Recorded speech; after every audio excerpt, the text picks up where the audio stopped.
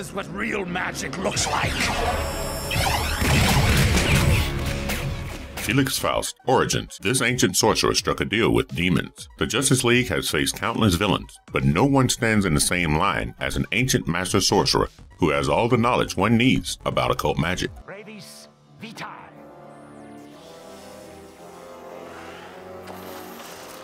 Felix Faust is DC's worst nightmare, and the strongest sorcerer in the entire DC universe. There's no kind of magic in the world that he is unaware of. From losing his innate magical powers to gaining them again through sheer dedication and years of research, Felix Faust has done it all. This time I'll leave nothing of you behind to torture! He literally sold his soul to the devil in hopes of achieving ultimate knowledge. Who could possibly be more power hungry than him? His abilities have given him insight into knowing precisely what to use at any given time. But did the devil actually play a hand in making him everything he is now? And what exactly are the things that he is capable of? Well, let's get right into the video to answer all these questions and explore the fantastic origins of Felix Faust. Before we go into our explanation, we have a very small request. If you like our content, please support us by subscribing to our channel. This is a small click for you, but for us, it means a lot. Thank you. Let's begin.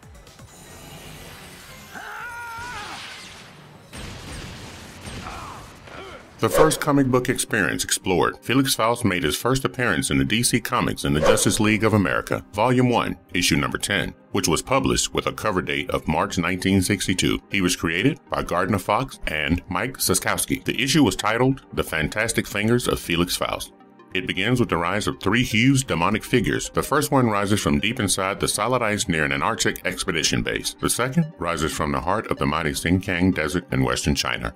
And the third and final figure erupts from the water in the vast waste of the South Atlantic. They have risen from the depths of ice, sand, and water, and along with them, there is a scent of magical herbs brewing in the air. We see a bright green light emitting from an abandoned warehouse off the rocky coast of Maine, and there appears before us, for the first time, Felix Faust, dabbler in occult arts, master magician, and seeker of sorcerer powers. He introduces us to the three demons he has summoned. They are called Abnegazar, Wrath, and Gas. Together, they are known as the Demon Three, and they used to rule the galaxy billions of years before man walked the earth, but were banished by beings known as the Timeless Ones. Felix has summoned them with the hopes of taking their supernatural powers, but there is a twist in the story. He has only freed their spirits, but not their bodies. As long as their bodies are asleep, so will their powers. And freeing their bodies will certainly not be easy as releasing their spirits.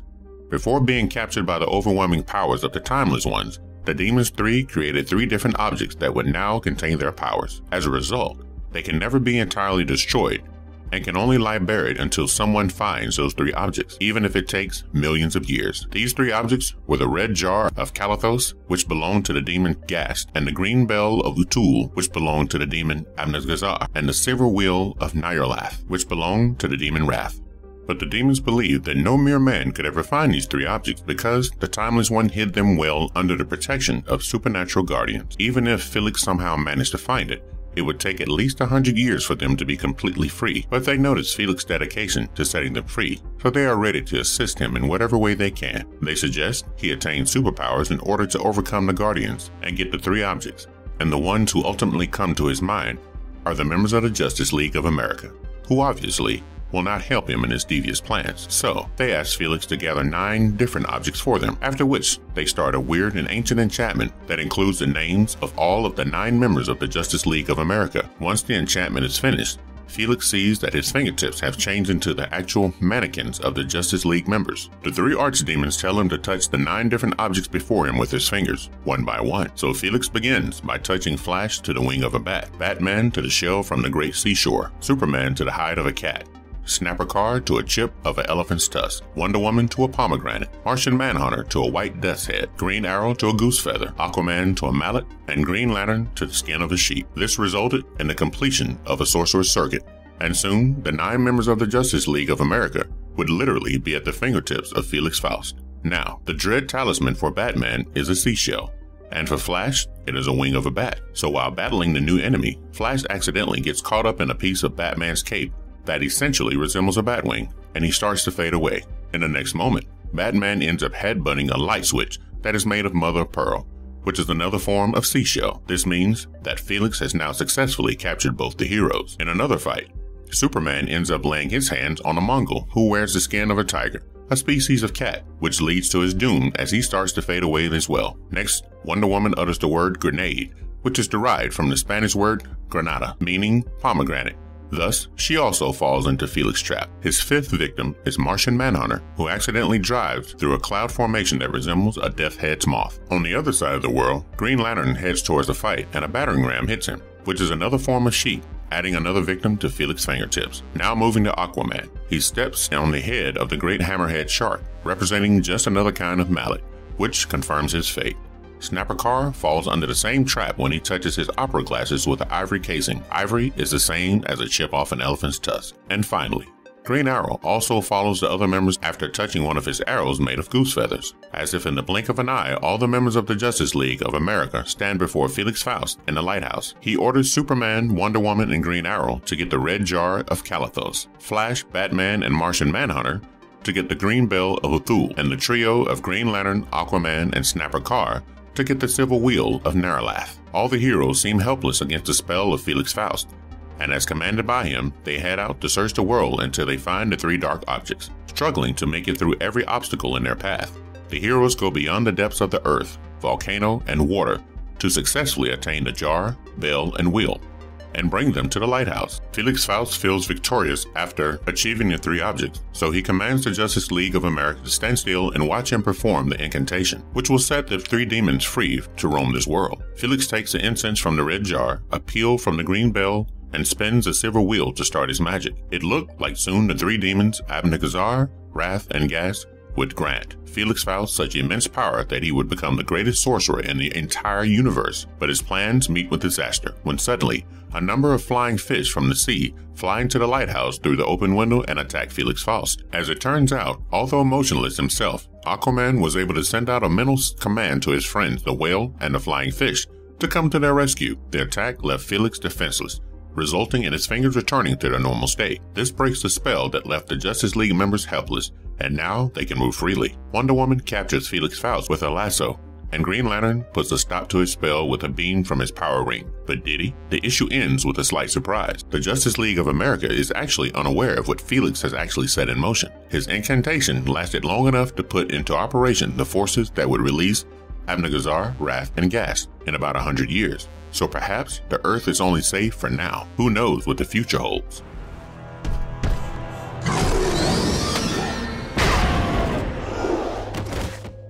The origin of Felix Faust explored. The character of Felix Faust is named after the famous German folklore character Dr. Faust, an intellectual astrologer who sold his soul to the demon Mephistopheles in order to achieve worldly knowledge and pleasure. Much like Dr. Faust, Felix is also known for making many different pacts with devils. Now, 7 millennia ago in around 5000 BC, there was a legendary African empire called Kor. The king of Kor went by the name Nomo. He was the greatest wizard of his day and the keeper of the mystic power of the burning enigma, known as the Flame of Life. This empire is where the wicked sorcerer Felix Faust originally came from. He wanted to harness the power of the flame for his own malicious activities, so he fought Nomo in an attempt to steal the flame's power. Nomo was well aware that if the Flame of Life ended up in the hands of Felix, it would cause great danger to their empire and the world. So Nomo summoned the Flame of Life within himself and sent Felix to another dimension, thereby putting an end to him. Now, much later in the 1920s, a maniac occult dabbler who was known as Deacon Drac somehow discovered the banished realm and managed to open a gateway to it.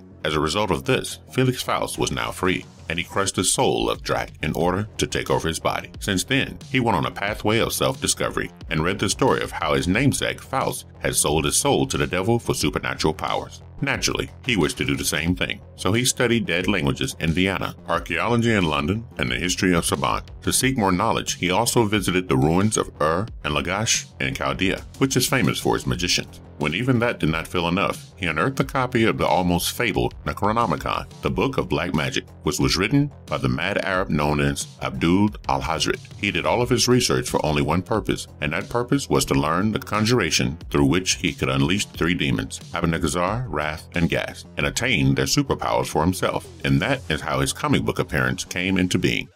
To my daughter, I'm taking him back!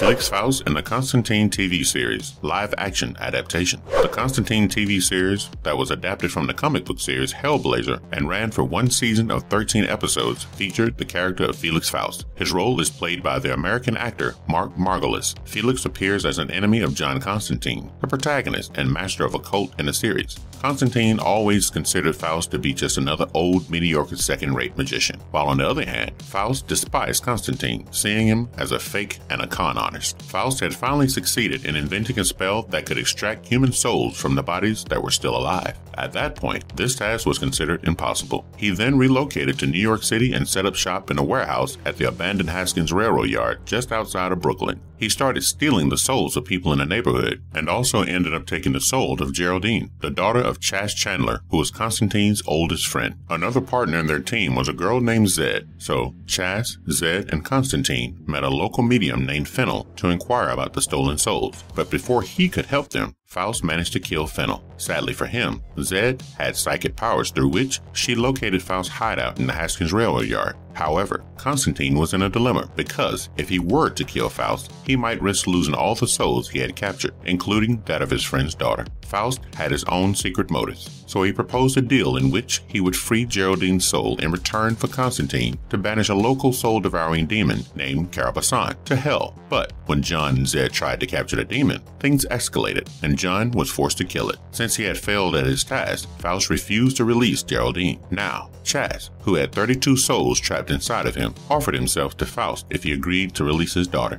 Faust did not believe his word, so Chas slit his own throat, died, and then came back to life, thus proving himself. The two of them made a deal that Faust would return the soul of the girl back into her body, and in return, take the 32 souls from Chas, including his own. But the deal turned out to be a double cross with Chas' sacrifice. He conveniently used the mystical sinew of Achilles to bind his hand with that of Faust, pull a grenade from his back pocket, and blast himself along with Faust. Fortunately, after Faust's death, the souls that he held captive returned to their original bodies. Mark Margolis certainly did a fantastic job of portraying the depth and dilemma of Felix Faust's character and how he struggled to achieve power by studying his entire life as opposed to John Constantine, a sorcerer who had natural magical powers.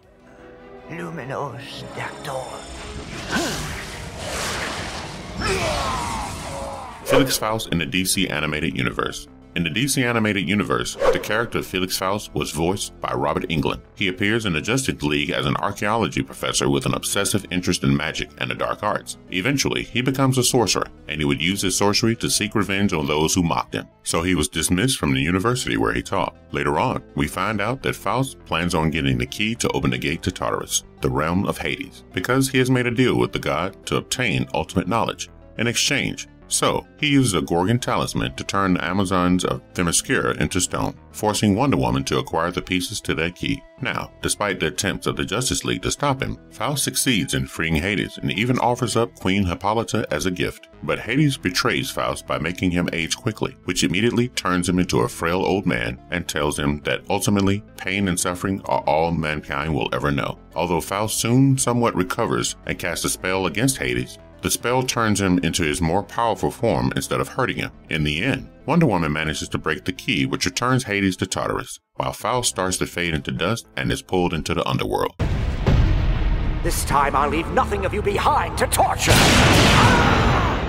Felix Faust later returns to the Justice League Unlimited episode, The Balance. Tala, another supervillain, rescues Felix's soul and traps it into a mirror, but he manages to trick her into casting a spell that frees Faust and locks Tala in the mirror instead. Faust then takes command of the Annihilator, an incredibly powerful magical machine that was constructed by the Greek god Hephaestus. It was hijacked by the Justice League and later stolen by Cadmus. Now under the hands of Faust, he uses it to defeat Hades and take control of Tartarus. Towards the end, Wonder Woman and Hawkgirl manage to rescue Hades, and with his help, they shatter the Annihilator, thus defeating Faust for the final time. Faust's soul is then in Hades' possession, and he chooses to torment him until the end of time. I will kill you, woman!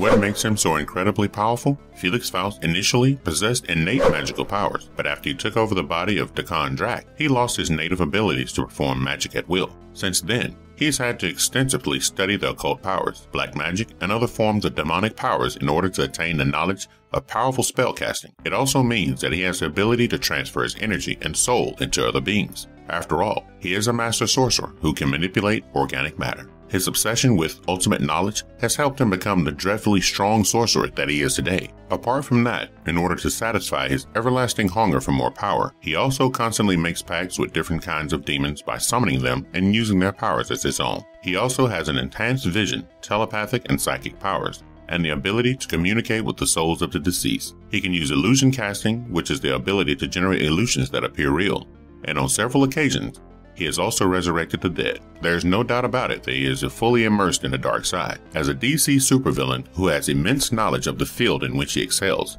Felix Faust certainly stands as one of the most formidable enemies that the Justice League has ever seen. Well guys, that's all for today. We've come to the end of another original video for Marvelous Videos. We hope you enjoyed watching it as much as we enjoyed making it for you. Make sure to drop a like and hit that subscribe button on your way out so that you never miss out on more such videos. Also, comment down below and tell us what you liked about this character.